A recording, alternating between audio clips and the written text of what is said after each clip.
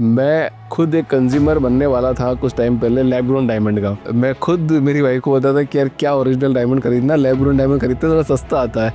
जहाँ तो 1 लाख रुपए में एक खरीदती हो वहाँ पे 3 खरीद सकती हो। तो सर आप 5 लाख के अंदर 500 क्यूबिक जरकोनिया ले सकते हैं और 5 लाख के अंदर 200 मोजोनाइट डायमंड ले सकते हैं। तो आपको अगर कलेक्शन ही बनाना है तो आप 200 रिंग का बनाइए ना। फिर तो मिडिल क्लास वाला भी अगर खरीद रहा है, वो लैब ग्रोन खरीद रहा है, तो मतलब उसका पैसा वेस्ट ही हो रहा है। आपका 50,000 का बजट है, आप छोटा डायमंड लीजिए। है आपके हाथ में 50,000 रुपए, वो समय के साथ बढ़ेंगे, ऐसा नहीं कि वो जीरो हो गया। तो ज्वेलरी इंडस्ट्री में सबसे बड़ा चैलेंज क्या है? कंपटीशन इतना है कि लोग मेकिंग चार्जेस पे कॉम्पीट कर रहे हैं। तो सर ये मेकिंग चार्जेस है ना, ये आज का सबसे बड़ा स्कैम है। कस्टमर को मेकिंग चार्जेस के नाम पे अट्रैक्ट करना, ये ज्वेलरी बेचने का गलत तरीका है। आपने शायद मेरा भी माइंडसेट आज आपने शिफ्ट कर दिया कि ओरिजिनल ओरिजिनल ही होता है।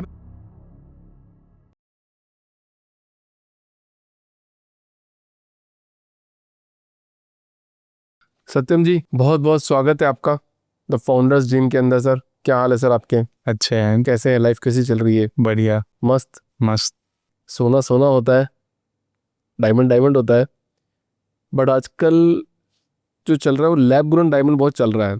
और लोग ऐसा बोलते हैं कि आप जो ओरिजिनल डायमंड है वो तो मत खरीदो और लैब ग्रोन डायमंड खरीद लो, तो वही फील देता है, वही लुक देता है। तो क्या लगता है आपको, जो लैब ग्रोन डायमंड का जो मार्केट आज बढ़ता जा रहा है, जो मार्केटिंग होती जा रही है, तो एक आदमी को लैब ग्रोन डायमंड खरीदना चाहिए या फिर ओरिजिनल डायमंड पे जाना चाहिए, और दोनों में फ़र्क कैसे करेगा? सत्यम जी, इस पॉडकास्ट की शुरुआत यहीं से करेंगे। लैब ग्रोन डायमंड का गिमिक हर जगह, हर पॉडकास्ट चैनल पे बड़े बड़े जैसे ध्रुव राठी, राज शमानी, ये लोग भी आजकल इनके बारे में बना रहे हैं। ये एक स्पॉन्सर्ड पॉडकास्ट उनको करते हैं कि आप लैब ग्रोन के बारे में बताइए। तो ये एक मार्केटिंग का कैंपेन हो गया है कि लैब ग्रोन डायमंड को प्रमोट करना। तो मैं आपके सामने फैक्ट रखूंगा, डिसाइड ऑडियंस करेगी कि क्या सही है, क्या गलत है, क्या चीज़ें होनी चाहिए। मैं एक एज ए ज्वेलर, मेरे लिए दोनों चीज़ें जेमस्टोन है। लैब ग्रोन हो, डायमंड हो, एमराल्ड हो, सफ़ायर हो, हर चीज़ें एक जेमस्टोन है। लेकिन स्प्लिटिंग ऑफ फैक्ट्स और कस्टमर के लिए मिथ हटाना वो बहुत ज़रूरी है। आजकल लोग अपनी चीज़ों को प्रमोट कर रहे हैं। लैब ग्रोन जो ब्रांड्स हैं वो अपनी ज्वेलरी बेचने के लिए इन सब चीज़ों को प्रमोट कर रहे हैं, पर जो फैक्ट्स हैं एक्चुअल में नेचुरल और लैब ग्रोन को डिस्टिंग्विश करने वाले वो कोई नहीं बता रहा है। मैं एक सवाल अभी पूछता हूँ, तो लैब ग्रोन डायमंड और ओरिजिनल डायमंड में एक्चुअल डिफरेंस क्या है? तो सबसे पहला डिफरेंस है कि लैब ग्रोन लैब में बनता है। अब लैब के अंदर और भी चीज़ें बनती है। लैब के अंदर स्टोन और भी तरीके के आते हैं, मोइज़ेनाइट हो गया, क्यूबिक जिरकोनिया हो गया। अगर अपन प्रैक्टिकली देखें तो क्यूबिक जिरकोनिया और मोइज़ेनाइट जो आइडेंटिकल हैं डायमंड्स के, वो भी लैब में ही बनते हैं। तो फिर लैब ग्रोन उनको क्यों नहीं बोला जा रहा है? वो भी लैब ग्रोन ही है, क्योंकि चीज़ें जो लैब में उगती है उनको लैब ग्रोन बोलते हैं। नेचुरल चीज़ सिर्फ वो हो सकती है जो धरती से निकलती है, बाकी सब कुछ लैब ग्रोन है। रही बात कि कार्बन डेटिंग और आइडेंटिकलिटी वो सेम होते हैं। आज आप लैब ग्रोन को और नेचुरल को रखते हैं, आप यहाँ से देखेंगे आपको कोई फ़र्क नहीं दिखेगा, आप यहाँ से देखेंगे तो भी फ़र्क नहीं दिखेगा। ये सेम चीज़ आपको मोइज़ेनाइट के साथ भी होगी। अगर मैं आपको तीनों स्टोन मोइज़ेनाइट, लैब ग्रोन और नेचुरल साथ में रखूं, आप फ़र्क नहीं कर सकते। उससे पहले आया था क्यूबिक जिरकोनिया, वो एक केमिकली कंपाउंड से बनता है। अब मैं चारों को रखूंगा, तो अगर आप डायमंड के बारे में नॉलेज नहीं रखते, आप उनमें भी कोई फ़र्क नहीं कर पाएंगे। तो वो फैक्ट होता है कौन कितना ज्वेलरी के बारे में जानता है उससे। अभी आपसे आगे थोड़ा अगर मैं ज्वेलरी के बारे में जानता हूँ, तो मैं मोइज़ेनाइट, जरकन और लैब ग्रोन में मतलब फ़र्क बता पाऊंगा। लेकिन लैब ग्रोन डायमंड और नेचुरल डायमंड लेंसेज के साथ फ़र्क पता चल जाता है। आइडेंटिकली हाथ में पहना हुआ देखा हुआ फ़र्क पता नहीं चलता है। अब जो मेन फ़र्क है वो है बीइंग नेचुरल और बीइंग फेक। तो लैब ग्रोन डायमंड वही सेम चीज़ है जो आप ये समझिए मोइज़ेनाइट, और जिस तरीके से वो बन के आते हैं, एक नया इनोवेशन हुआ कि भाई अपन हीरे के जैसा एक हीरा बनाएं। लेकिन जैसे में और एक्चुअल में फ़र्क होता है। आप अभिषेक जी जैसा अभिषेक जी नहीं बना सकते, वो भगवान ने एक ही दिया है। तो अगर अपन ये देखें, आज अमिताभ बच्चन की वॉइस क्लोनिंग होती है, अक्षय कुमार की होती है, हर एक्टर की वॉइस क्लोनिंग होती है। तो अगर अपन आंख बंद करके देखें तो वॉइस क्लोनिंग में दोनों की आवाज़ सेम दिखेगी, लेकिन आंख तो बंद है ना, आंख खुली नहीं है। तो अगर अपन आंख खोल के देखें तो लैब ग्रोन है वो फेक है, और जो नेचुरल है वो धरती से निकला हुआ नेचुरल चीज है। तो इस चीज को प्रमोट इसलिए किया जा रहा है कि इसमें कुछ इंडस्ट्रीज का बहुत अच्छा मार्जिन है।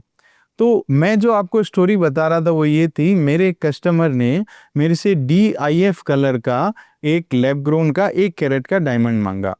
तो आज से 2 साल पहले वो डायमंड, अभी अपन नेचुरल में लेते हैं तो वो 6 लाख रुपए का आएगा।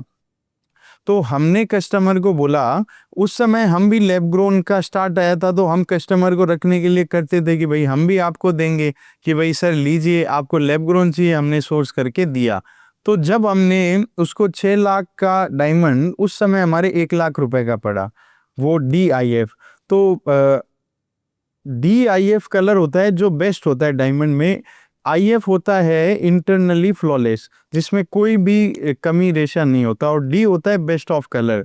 तो डायमंड के जो 4 C's होते हैं, कलर, कट, क्लैरिटी और कैरेट, इनमें से जो बेस्ट 4 C's में जो बेस्ट डायमंड होता है वो DIF होता है। उसका हमने लैब ग्रोन का एक पीस सोर्स करके दिया। वो जब उनको दिया गया वो 1 लाख रुपए का था।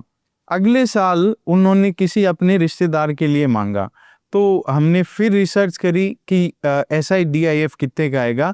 वो 60,000 का मार्केट में मिल रहा था। फिर जब हमने रिसर्च करी तो फिर किसी और कस्टमर की इंक्वायरी आई, और उन्हीं कस्टमर ने हमसे पूछा कि यार मैंने कहीं से इंक्वायर किया, ये डायमंड 27,000 का आ रहा है अभी। तो हमने कहा सर अभी 2 साल में ये 27,000 तो नहीं आ सकता। हमने फिर सोर्सेज से चेक किया तो हमें 15,000 में मिल रहा था।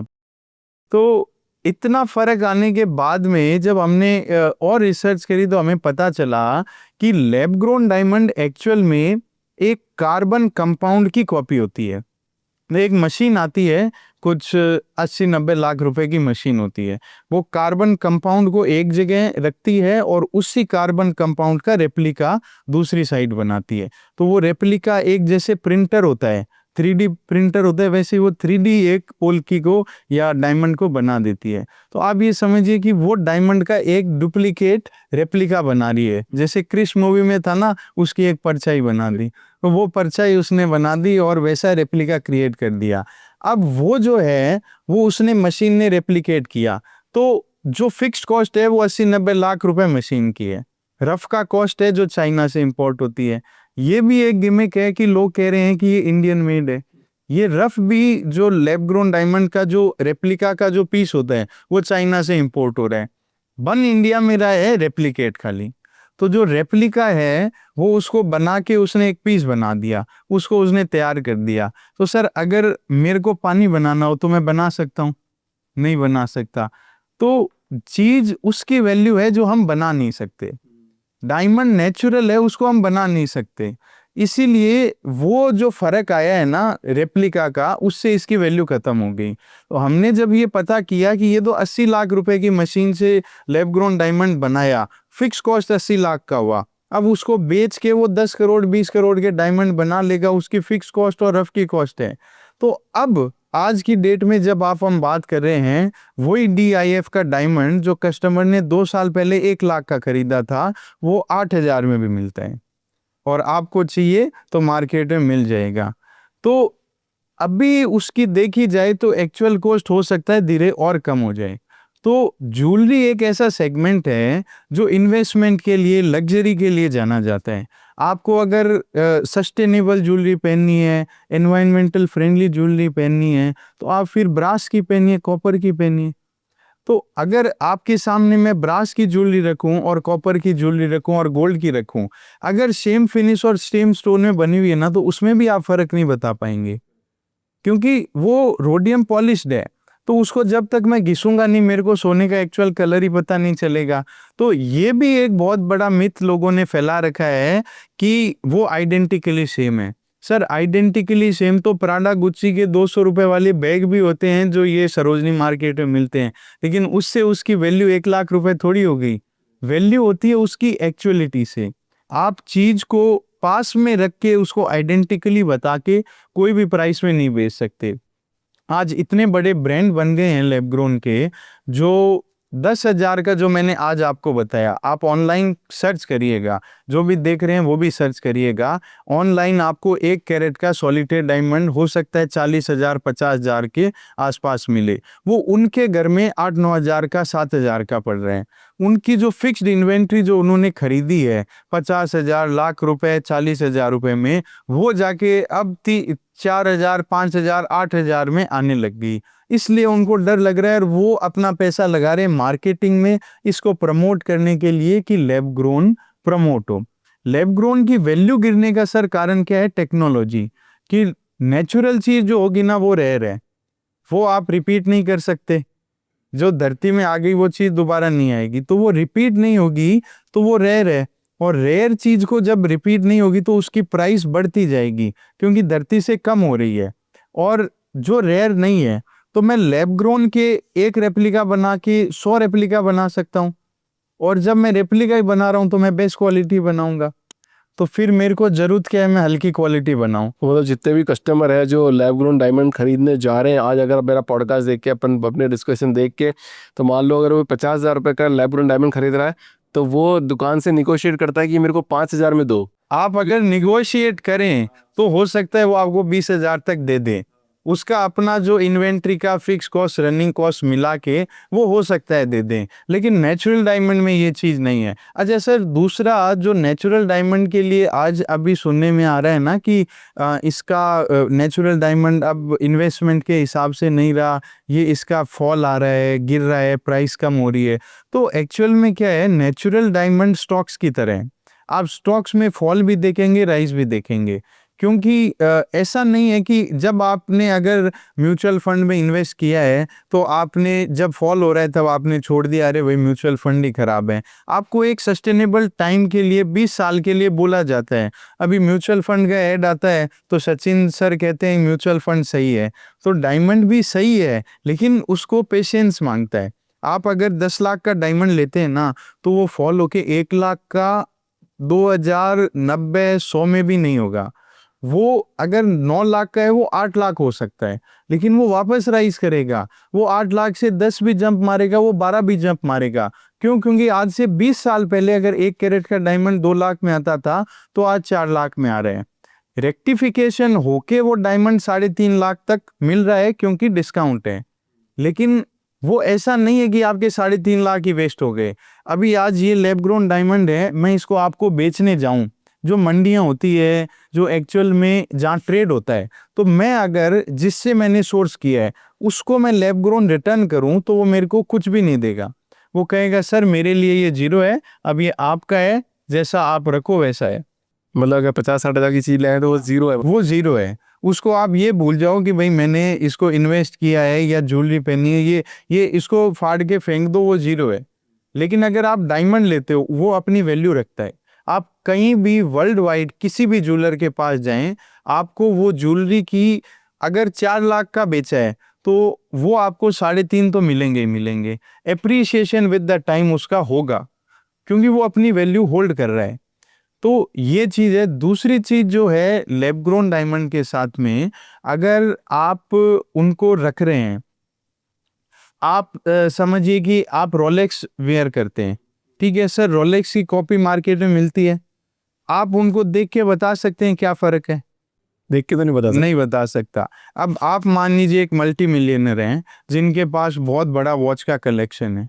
अब आप वॉच रखना पसंद करते हैं रियल, तो रोलेक्स को आप आज बेचने जाएंगे उसकी वैल्यू मिलेगी। क्यों मिलेगी? क्योंकि वो रेयर है, वो निकलती नहीं है, हर जगह मिलती नहीं है।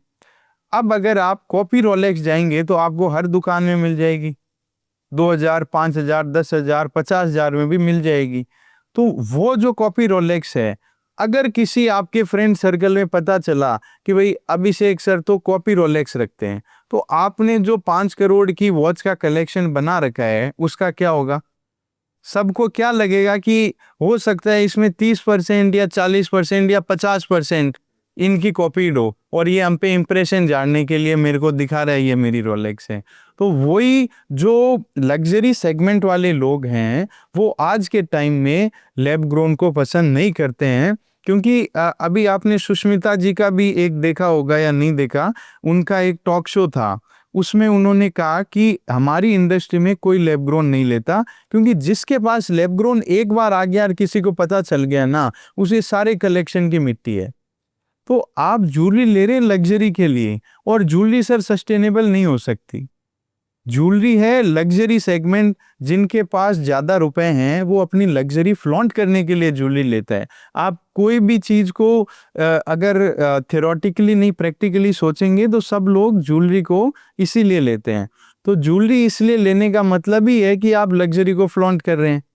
मतलब कोई आजकल तो मिडिल क्लास वाला भी अगर मान लो अगर खरीद रहा है, वो लैब ग्रोन खरीद रहा है, तो मतलब उसका पैसा वेस्ट ही हो रहा है। आप उससे अच्छा, आपका बजट कम है, आपका 50,000 का बजट है, आप छोटा डायमंड लीजिए। है आपके हाथ में 50,000 रुपए, वो समय के साथ बढ़ेंगे, म्यूचुअल फंड की तरह उसको लेके रख लो, आपके पैसे बढ़ने हैं कंफर्म। ऐसा नहीं कि वो जीरो हो गया। ज्वेलरी इमोशनली बाई की जाती है, इन्वेस्टमेंट पर्पस के लिए बाई करते हैं हमेशा। सर देखिए, जितना मैं समझा हूं ना, ज्वेलरी एक सेगमेंट है जो दोनों तीनों सेगमेंट से बाई की जाती है।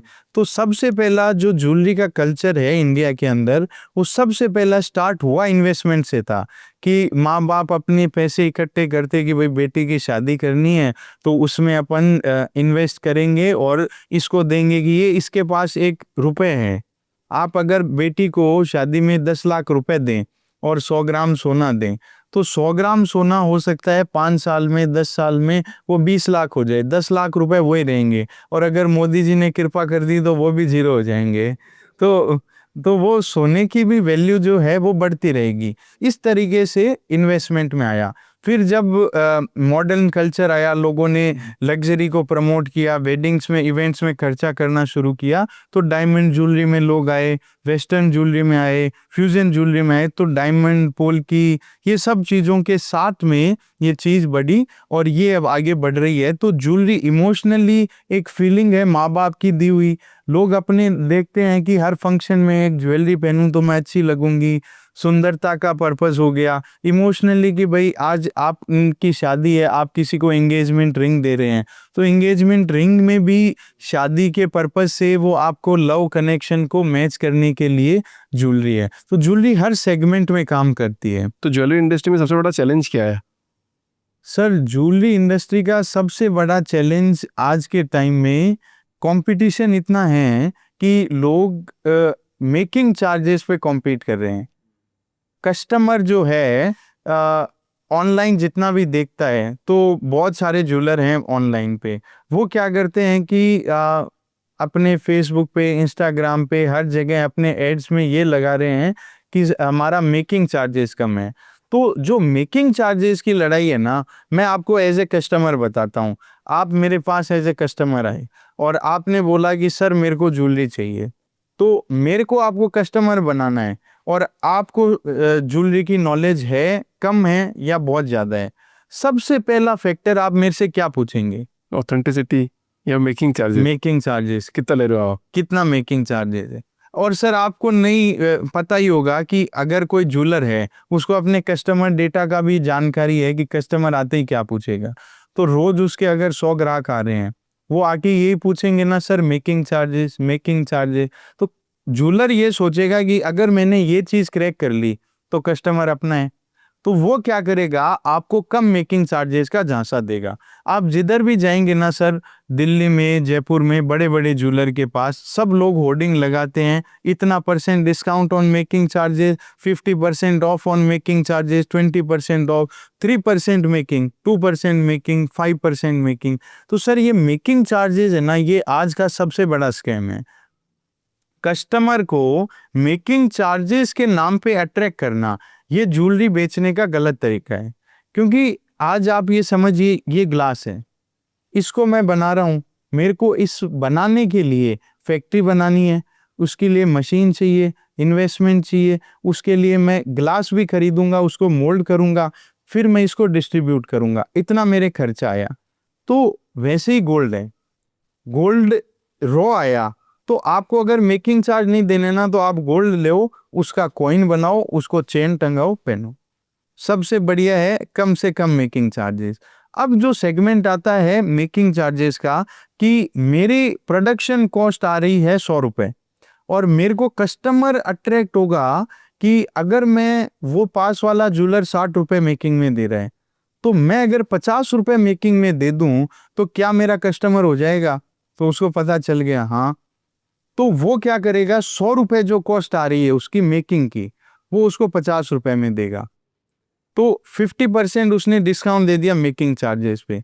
अच्छा, अगर मैं आपको प्रैक्टिकली समझाऊं, 100 ग्राम की ज्वेलरी है, 100 ग्राम के अंदर उसने अगर 3% मेकिंग ली और उसका कॉस्ट आ रहा है 8% मेकिंग का, तो 100 ग्राम के अंदर 8% से उसका पड़ा, मान लीजिए 80 रुपए या 100 रुपए का खर्चा, और वो कस्टमर से ले रहा है 30 रुपए, तो वो अपना 50 का इधर लॉस कर रहा है। जबकि वो दूसरा जो सेगमेंट आएगा ना उसका, डायमंड का, उनका, उनमें वो प्राइस को बहुत ज्यादा अप्रिशिएट करेगा, 3-4 हज़ार रुपए कैरेट, और कस्टमर को दे देगा। तो जो उसने 5 हज़ार 10 हज़ार का प्रैक्टिकली इसमें लॉस किया, वो उधर 25 हज़ार 30 हज़ार उसमें कमा लेगा। और कस्टमर क्या समझेगा, अरे मेरे को तो मेकिंग चार्जेस कम ले रहे हैं। तो मैं जो भी देख रहे हैं या जो भी समझते हैं, उनको बोलना चाहूंगा कि फर्स्ट थिंग आपका दिमाग में मेकिंग चार्जेस नहीं होने चाहिए, होने चाहिए पर एक प्रैक्टिकली आप सोचें, समझें, 5 जगह रिसर्च करें कि मार्केट में क्या मेकिंग चार्जेस हैं, उनके साथ चल के, और फिर आप कस्टमर बन के पूछें। और जहां पे भी बहुत कम मेकिंग चार्जेस आपको दिखें, वो एक स्कैम ही होगा आपको दूसरे तरीके से प्राइस इनपुट करने का। कुछ लोग कहते हैं हम बल्क में लेते हैं, कुछ लोग कहते हैं हम है ना इकट्ठा माल उठाते हैं, हमारी इन हाउस फैक्ट्री है। तो उनको बोलें कि आपकी फैक्ट्री दिखाइए, क्योंकि ज्यादातर लोग है ना, फैक्ट्रियां होती नहीं है, वो सोर्स करते हैं दूसरे मैन्युफैक्चरर से, और ज्वेलरी के अपना प्राइस एड ऑन करके बेचते हैं। दूसरे बहुत तरीके होते हैं, तो इसलिए मेकिंग चार्जेस पे फोकस करना कम करना चाहिए, और एक्चुअल वर्थ ऑफ पीस पे टारगेट करना चाहिए। अच्छा, और ऐसा कौन सा मिथ है पूरा ज्वेलरी इंडस्ट्री में जो ऑडियंस को जानना चाहिए?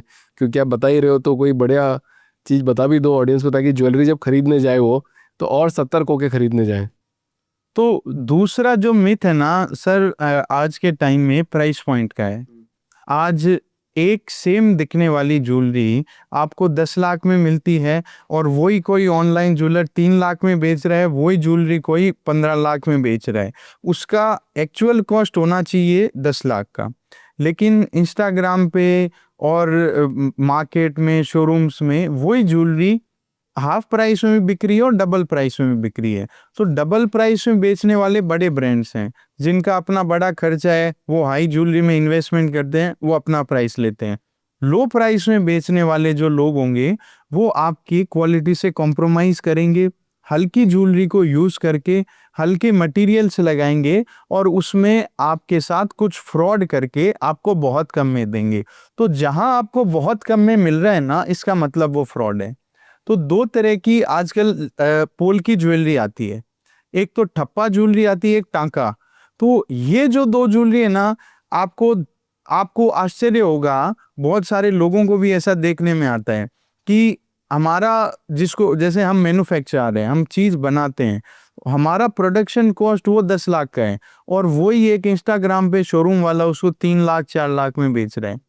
तो वो कैसे बेच रहे हैं कि वो ठप्पा और टांका की जो दो ज्वेलरी के पैटर्न आते हैं, वो क्या होता है सर, एक्चुअल में चांदी का फ्रेम बनाते हैं, उस पे गोल्ड का एक वर्क लगा देते हैं, वो दिखने में विजुअली दिखती है कि ये रियल ज्वेलरी है।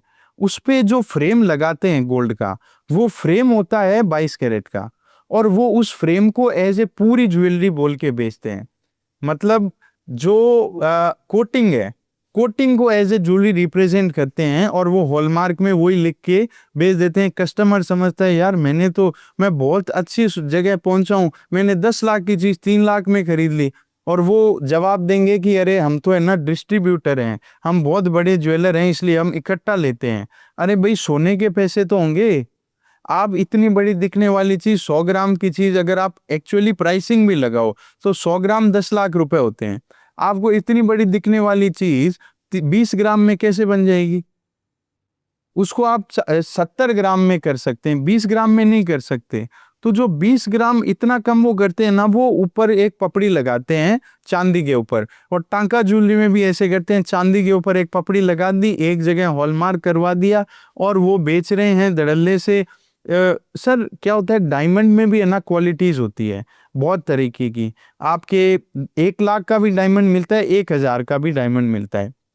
वैसे ही पोल्की में है, आपको इतनी बड़ी पोल्की 1 लाख रुपए कैरेट भी आएगी और इतनी बड़ी पोल्की 2000 रुपए कैरेट भी आएगी। तो वो क्या करते हैं, 2000-3000 रुपए कैरेट वाली पोल्की को उसमें लगाते हैं, सोने का वर्क लगाते हैं और उसको बेचते हैं सेम लुकिंग दिखा के। तो वो उसके कॉस्ट तो लाख रुपए ही पड़ रही है, वो फिर भी 3 लाख में बेच रहे हैं। तो मैं कस्टमर्स को सजेस्ट करूंगा कि आप कम से कम सिल्वर ज्वेलरी लें, क्योंकि आप सिल्वर समझ के तो ले रहे हैं ना। वो तो कालनेमी वाली बात हो गई कि वो साधु बन के बैठा था और अंदर से राक्षस था, तो उनको बाद में पता चला।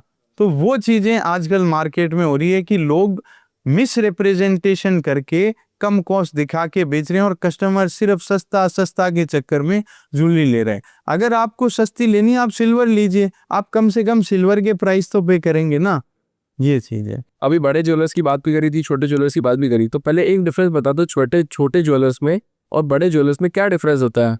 जैसे आज मैं भी अगर कोई ज्वेलरी खरीदने जाऊँगा तो मैं पहले तनिष्क के पास जाऊँगा, ना कि किसी छोटे ज्वेलर के पास जाऊँगा। ऐसा माइंडसेट क्यों बन गया है कि छोटे ज्वेलर के पास नहीं जा रहे लोग, अभी बड़े ज्वेलर्स में ही ब्रांड देख रहे हैं कि नहीं मुझे इस ब्रांड के पास जाना है। सर देखिए, आपका ब्रांड के पास जाना बहुत ज़रूरी है, लेकिन साथ में आपको ये भी देखना चाहिए कि आप किस चीज़ के लिए पे कर रहे हैं। तो आपने देखा होगा कि तनिष्क मार्केटिंग स्पेंड कितना है। तनिष्क हर साल 500 करोड़ रुपए मार्केटिंग में लगा रहे हैं। तो वो जो मार्केटिंग के 500 करोड़ रुपए हैं, वो आपके साथ उस पैकेट में आ रहे हैं जो आपको प्रेजेंट किया जा रहा है। तो ज्वेलरी तो वो भी दे रहे हैं, ज्वेलरी एक नॉर्मल ज्वेलर भी दे रहा है। डिफरेंशिएशन होना चाहिए डिजाइनिंग का, क्वालिटी का, और सबसे पहले मैं कहता हूं कस्टमर को जानकारी होनी चाहिए ज्वेलरी लेने से। तो कस्टमर रिसर्च करे, खुद इन चीजों पे समझे, फिर किसी भी ज्वेलर के पास जाए, आंख बंद करके नहीं जाए। चाहे पुराना ज्वेलर हो, चाहे छोटी सी दुकान हो, चाहे कोई 50 तल्ले का बिल्डिंग हो, आपको जाना चाहिए नॉलेज होके उनके डिजाइनिंग पे, उनकी क्वालिटी पे, उनके वेरिफिकेशन पे, उनका क्या स्टेबिलिटी है मार्केट में और कितने पुराने हैं उस पे। तो आज आपने तनिष्क की बात करी, ये हो सकता है कुछ लोगों को सही लगे नहीं लगे, पर देखिए तनिष्क है, जैसे जितने भी बड़े ब्रांड हैं, तो आज जो मैं हीरा खरीद रहा हूँ, मेरे हीरे की मान लीजिए कॉस्ट 20,000 रुपये है। तो आप वही 20,000 रुपये एज ए ब्रांड और एज ए ज्वेलर, मैं उसको अपना 15% 20% मार्जिन ऐड करके उसको 25,000 में बेच दूंगा।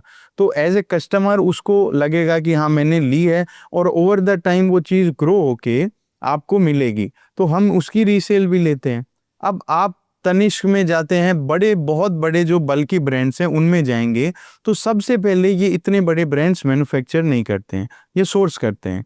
सोर्स करेंगे तो वो जो चेन है ना, सप्लाई चेन, उसमें सबसे पहले रॉ मटेरियल वाला, फिर डायमंड वाला, माइंस वाला, फिर distributor, seller, manufacturer, wholesaler, reseller, फिर जो आता है बड़े शोरूम्स पे। तो इतना तो सप्लाई चेन जुड़ गया। फिर आपने देखा तनिष्क का इतना बड़ा शोरूम, हजारों स्टाफ, इतनी इन्वेंट्री, उसके बाद प्रोडक्शन कॉस्ट, वो सब उसमें ऐड होके आती है। तो आपको जो हमसे चीज 25,000 में मिलेगी, वही सेम चीज वहां 50,000 में मिलेगी। तो आपके पास पैसे ज्यादा हैं और आपको उनको देने हैं तो जरूर दीजिए, तो उसमें कोई दिक्कत नहीं है। अब जाके समझ में आया ये चीज़। अच्छा, पोल की डिज़ाइन के बारे में बार बार बात कर रहे थे, क्या है पोल की डिज़ाइन?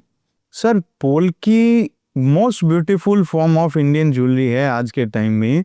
वो हैवी डिज़ाइन होती है, वो होती है क्या है? सर आपने बड़े बड़े सेट देखे होंगे, अनुष्का शर्मा की शादी में प्रियंका चोपड़ा की हो या नीता अंबानी की वेडिंग में आपने देखा होगा कुछ इतने बड़े बड़े ऐसे ग्रीन ग्रीन कलर के डिफरेंट शेप्स के बड़े बड़े डायमंड्स होते हैं। अभी रकुल प्रीत की भी आपने शादी में देखा होगा, इतने बड़े वो डायमंड्स होते हैं। तो कोहिनूर साइज के भी डायमंड्स निकलते हैं एज ए पोल्की। तो पोल्की क्या होती है कि बेस्ट फॉर्म ऑफ ज्वेलरी है। आप लैब ग्रोन तो कभी नहीं लेना चाहिए, पर आपको अगर बजट कम है या आपको एक efficiently big big size of diamonds चाहिए, कोई भी तरीके के शेप में आप कन्वर्ट कर दें, अच्छा कलर लाएं, तो आपके लिए पोल्की बेस्ट है। पोल्की क्या है सर, वही डायमंड की रफ माइंस में से निकलती है। माइंस में रफ निकलती है, उसके स्लाइसेस करते हैं। तो एक होता है मोटा डायमंड, एक होता है पपड़ी पपड़ी डायमंड। तो पपड़ी वाले जो पतला पतला डायमंड है उसमें फैसेट्स लगते हैं और उसके नीचे हम एक कोनिकल चांदी का एक कटोरा बनाते हैं। तो उस कटोरे में से जो डायमंड की एक्चुअल शाइन है वो रिफ्लेक्ट करके आती है, तो वो एज ए सेम वही डायमंड का लस्टर देता है। तो पोल की कोई भी साइज में आ सकती है। आपने ज्यादा से ज्यादा बड़ा डायमंड किसी के हाथ में गले में सॉलिटेयर कितना बड़ा देखा होगा? इतना बड़ा देखा है? नहीं, इतना बड़ा? हाँ। इतना बड़ा तो कोहिनूर है सर। आज अपन सॉलिटेयर रिंग देखते हैं, इतनी सी होती है। तो वो भी एक सॉलिटेयर रिंग 5 लाख 7 लाख की होती है। तो पोल की क्या होती है कि उतने ही वेट के 10 टुकड़े होते हैं। उस टुकड़े को, वो 5 लाख के टुकड़े को उसने 10 भाग में डिवाइड कर दिया, तो आपको वही चीज 50,000 में मिल गई। अब क्या होता है कि जो पोल्की है वो बड़े बड़े साइजेस में इसलिए मिलती है कि उसकी विड्थ कम होती है और ब्रॉडनेस ज्यादा होती है। तो वो अच्छा, सबसे मजेदार पोल्की के अंदर है, आप कोई भी कलर, मीनाकारी का पैटर्न, फूल पत्तियां, डिजाइनिंग, नेचर के एलिमेंट, अलग अलग तरह की चीजें उसमें डाल सकते हैं। डायमंड ज्वेलरी वाइट होगी, ग्रीन होगी, रेड होगी, यहाँ तक खत्म है। पोल की ज्वेलरी में दुनिया का ऐसा कोई कलर नहीं है जो आप नहीं डाल सकते।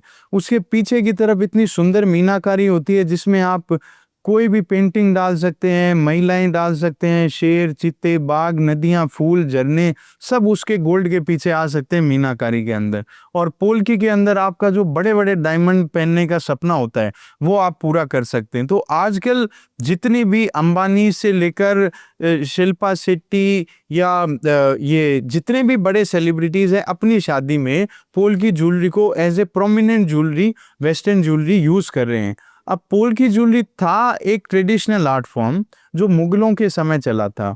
ज़्यादा 800-900 साल पहले मुगलों से ये कला आई थी। फिर रॉयल्स में आई, जो राजपूत और ये घराने थे, और कुछ निज़ाम ऑफ हैदराबाद यहाँ पर ये डिस्ट्रीब्यूट हुई।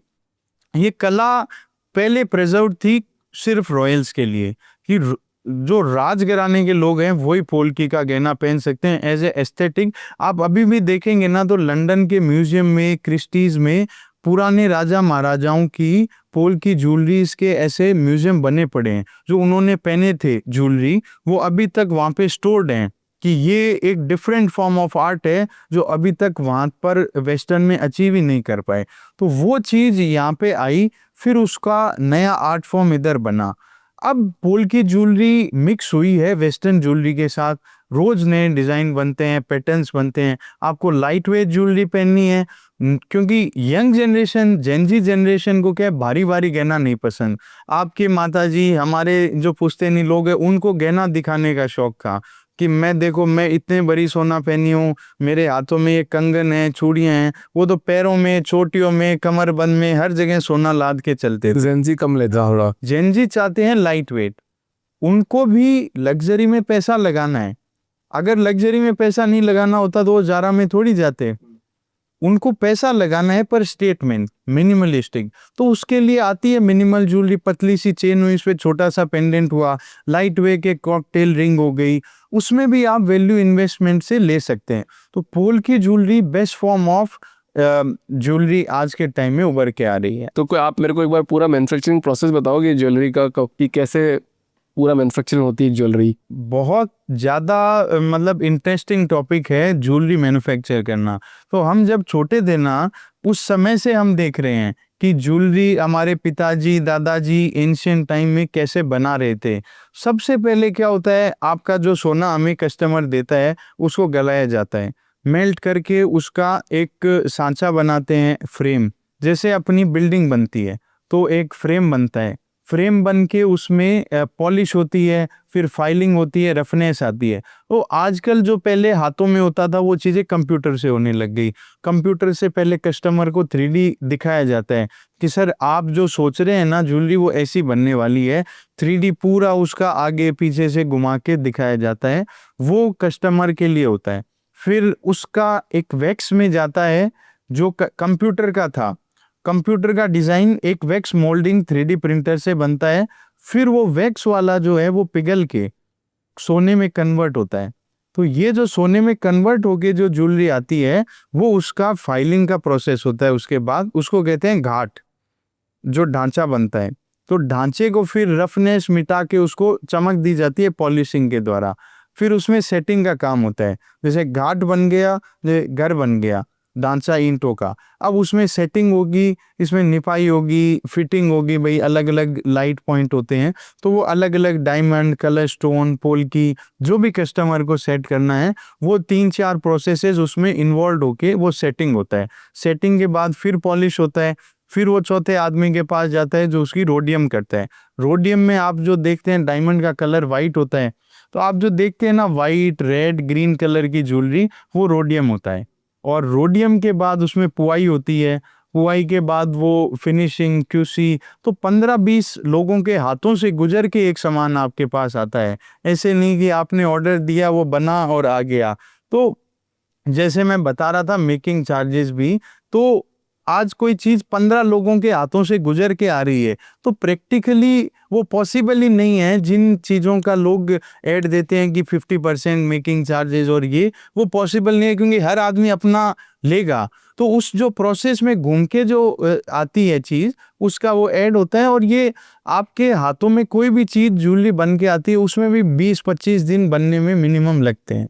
सर कला जौहरी, ये नाम क्यों रखा आपने सर? कोई स्पेसिफिक वजह इसके पीछे? सर तो आप कला को समझते होंगे आर्ट। कला एक आर्ट है जो खानदानी विरासत में, मॉडर्न को भी आर्ट कहते हैं, पुरानी कला को भी आर्ट कहते हैं। जो आज के टाइम में हो रहा है वो भी आर्ट है, और जो 500 साल पहले हो रहा था वो भी आर्ट है। तो ज्वेलरी एक खुद ही आर्ट है।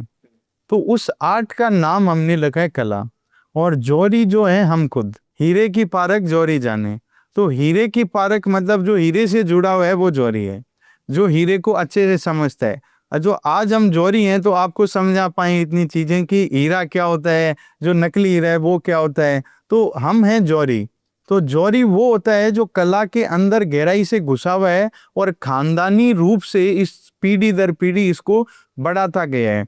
तो हम जो मॉडर्न कल्चर को भी, कला को, मॉडर्न, वेस्टर्न, ट्रेडिशनल सबको जोड़ के कला के साथ हमने जौहरी बना दिया, तो वो कला जौहरी हो गया। और आपकी एक डिज़ाइन है द डांसिंग पिकॉक डिज़ाइन, उसको एक अवार्ड मिला है, जी।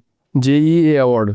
क्या स्टोरी सर, कैसे मिला, वो नॉमिनेशन कैसे हुआ था? जब ये अवार्ड शो का आया कि ये एक अवार्ड शो होने वाला है जिसमें इंडिया के सारे ज्वेलर पार्ट लेंगे, बहुत बड़ा अवार्ड शो है। इसमें इंडिया के ऑलमोस्ट एवरी सिटी से उसमें नॉमिनेशंस आए थे। उसके अंदर चाहे कोयम्बतूर, हैदराबाद, बेंगलोर, बॉम्बे, दिल्ली, जयपुर, हर जगह से अच्छे अच्छे मास्टरपीस आए थे। तो वो एक अवार्ड शो था, एक ज्वेलरी की फाउंडेशन ने ऑर्गेनाइज किया। तो हमें जब इसका पता चला तो हमें ये था कि हम जब खुद कला जौहरी हैं तो हमें अपनी कला को प्रेजेंट करना चाहिए। तो उसके लिए हमने एक किया कि हम क्या अलग बना सकते हैं अपनी कला को प्रेजेंट करने के लिए। तो उसके बाद हमने हमारे डिज़ाइनर टीम के साथ बैठे, मैन्युफैक्चरिंग टीम के साथ बैठ के उस चीज़ को डिस्कस किया। तो वो चीज़ हमें कुछ क्रैक हो ही नहीं रही थी कि हम ऐसा क्या बनाएं जो सबसे आगे निकल जाए। कोई उसको क्रैक नहीं कर सके क्योंकि लोग इतने प्रोफाउंड हैं, आर्टिस्ट हैं, डिज़ाइनर्स हैं, कुछ ना कुछ मास्टरपीस बनाते हैं सब। तो हम उनको कैसे आगे निकलें। तो एक दिन क्या है कि मतलब कोई बाग में जाते हुए एक मोर दिखा और मोर ने ऐसे अपने ऐसे पंख फैलाए। तो पंख फैलाते ही आइडिया आया मुझे कि इसको तो अपन ज्वेलरी में कन्वर्ट कर सकते हैं, और ये शायद किसी ने मोर के पंख हिलते हुए नहीं डाले। अब ये सोच के हमने सोचा कि मोर तो बना सकते हैं और लोगों ने बहुत मोर बनाए हैं ज्वेलरी में, लेकिन मोर के हिलते हुए पंख वो प्रैक्टिकली दिमाग में नहीं आ रहा था, उसको पॉसिबिलिटी में कैसे लाएं। तो 1.5-2 महीने तक हमारी टीम ने रिसर्च किया। क्या होता है सर, सोने की एक खासियत है, सोना सॉफ्ट होता है। सोना अगर आपने इस शेप से ऐसे कन्वर्ट कर दिया ना, वो यहीं रहेगा, वो ऐसे वापस नहीं आएगा। तो जो लोहे में खासियत होती है स्प्रिंग की, वो सोने में नहीं होती। तो सोने में ये चीज थी कि सोना आपने जहां बेंड कर दिया वहीं रह गया, तो मूवमेंट वाली ज्वेलरी सोने में पॉसिबल नहीं थी। हमने उस पर रिसर्च करी, कुछ और एनालिसिस किया, गूगल पे किया, प्रैक्टिकली किया, और जो हमारी पीढ़ियां दर पीढ़ियां की सोच थी, हमारे पुराने लोगों को भी पूछ के, नए लोगों को पूछ के एक ऐसी चीज करी कि जो मोर हमने बनाया उसमें टेक्निकलिटी ये डाली कि मोर के पंख हैं वो वैसे ही मूवमेंट होते हैं जैसे मोर नाचता है। तो मोर को नचवाने वाला जो था, उसको हमने सोच सोच के उसमें वो मैकेनिज्म डाला कि जैसे मोर एक डांस करता है, आपने देखा होगा जब बारिश आती है वो अपने पंख ऐसे ऐसे फैलाता है, वो सेम मूवमेंट उस रिंग में हर समय होता है, वाइब्रेशन और वो सेम फ्लो। उसमें हमने यूज किया 6 तरीके के डायमंड्स। तो small cut diamonds, full cut diamonds, rose cut diamonds, briolette और म्यूचुअल कट, 6 तरीके के डायमंड्स उसमें डाले और उसको एक वाइट पिकॉक रिंग बनाई। जो मतलब हमें ये था कि अवार्ड मिले न मिले, लेकिन सबसे पहली कैटेगरी में सबसे पहला अवार्ड हमारे राजस्थान के सीएम सर ने हमें दिया उसके लिए। तो उतनी मेहनत का, हमारी टीम का, सबके सपोर्ट का हमें प्रोत्साहन मिला। वो बड़े सर, एक आखिरी सवाल इस पॉडकास्ट का, बहुत बढ़िया पॉडकास्ट अपन ने बनाया और आपने अच्छी मिथ ब्रेकिंग भी करी है। और शायद मैं खुद एक कंज्यूमर बनने वाला था कुछ टाइम पहले लैब ग्रोन डायमंड का, और मैं खुद मेरी वाइफ को बताता कि यार क्या ओरिजिनल डायमंड खरीदना, लैब ग्रोन डायमंड खरीदते थोड़ा सस्ता आता है। जहाँ तो 1 लाख रुपए में एक खरीदती हो वहाँ पे 3 खरीद सकती हो, पता तो चल नहीं रहा है। बट वो आपने शायद मेरा भी माइंडसेट आज आपने शिफ्ट कर दिया कि ओरिजिनल ओरिजिनल सर ही। इस बात में मैं एक चीज और बोलना चाहूंगा। ये सब लोग यही नैरेटिव फैला रहे हैं कि आप 5 लाख में 5 डायमंड लीजिए, 10 डायमंड लीजिए। तो सर आप 5 लाख के अंदर 500 क्यूबिक जरकोनिया ले सकते हैं और 5 लाख के अंदर 200 मोजोनाइट डायमंड ले सकते हैं। तो आपको अगर कलेक्शन ही बनाना है तो आप 200 रिंग का बनाइए ना, फिर आप 10 रिंग पे क्यों इकट्ठा कर रहे हैं? जब जिस चीज की, चाहे मोजोनाइट हो, चाहे जरकोनिया हो, चाहे लैब ग्रोन हो, उसको बेचने से कोई वैल्यू नहीं है। तो मेरी नज़र में तो सर मैं इसको इतने प्रैक्टिकली बताऊं, अगर कोई ऑडियंस समझे तो, कि आज उनकी वॉइस क्लोनिंग एक कुछ एक्टर्स यूट्यूब पे करते हैं। तो नरेंद्र मोदी जी की वॉइस क्लोनिंग चाहे बड़े से बड़ा 1 मिलियन सब्सक्राइबर वाला करे, चाहे 100K सब्सक्राइबर वाला करे, चाहे 10K सब्सक्राइबर वाला करे, वॉइस क्लोनिंग तीनों कर रहे हैं। ठीक है, अब अपन ने आंख बंद कर ली और मोदी जी बोल रहे हैं भाइयों बहनों। अब भाइयों बहनों वो 400-500 बोलेंगे, प्यारे भाइयों बहनों आपके लिए हम ये चीज लाए हैं। लेकिन जो 5 लोग हैं, अपन आंख बंद करके ये सोच रहे हैं कि भाई ये 1 मिलियन वाला उसके आसपास है, और जो 100K वाला है वो ठीक है, बीच का है, और 10K वाला है वो थोड़ा ठीक ठाक है, पता चल रहा है दूसरा आदमी बोल रहे हैं। लेकिन क्या मोदी जी बोल रहे हैं? आवाज तो मैटर उनकी करेगी ना। वो तो चाहे आज की तारीख में कह दें कि भाई सोना कल से करेंसी नहीं है, वो तो जो कोई भी यूट्यूब का हो वो कह दे कि भाई कल से नोट बंद है, तो लोग घबराएंगे। लेकिन एक बार मोदी जी चाहे चेहरे पे नहीं है, लेकिन पता चल गया डीडी न्यूज पे मोदी जी बोल रहे हैं, तो सब कांपने लग जाएंगे। तो वही चीज है सर कि आप कुछ भी स्टेज पे जाके कंपेयर कर लीजिए, नेचुरल नेचुरल ही रहेगा, उसको कितने भी लेवल से आप कंपेयर नहीं कर सकते हैं। तो आप अगर अपनी वाइफ को दिलाना चाहते हैं, आप अपना प्यार जताना चाहते हैं, इमोशन दिखाना चाहते हैं, तो आप अगर लाख रुपए भी स्पेंड कर रहे हैं तो नेचुरल करिए ना। आपका प्यार सच्चा है कि नहीं है? तो आपका अगर प्यार सच्चा है तो हीरा भी सच्चा दीजिए। अगर प्यार झूठा है तो फिर आप चाहे झूठा हीरा दीजिए, उसमें कोई दिक्कत नहीं। अच्छा, एक मेन ज्वेलरी पे थोड़ी सी बात कर लेते हैं कि आजकल जैसे मैन है तो मैं तो कड़ाई पहना हुआ और रिंगी पहनी हुई है, तो और कोई ज्वेलरी आती है क्या, या फिर आदमी ही ज्वेलरी की तरफ बढ़ रहे हैं? तो आपने अभी देखा होगा दिलजीत दोसांझ का एक बहुत अच्छा प्रमोशन अभी हमने देखा मेट गाला के स्टेज पे, जिनको वर्ल्ड ने रिकॉग्नाइज किया है। तो उन्होंने कोई महाराजा की ज्वेलरी एकदम पहनी थी।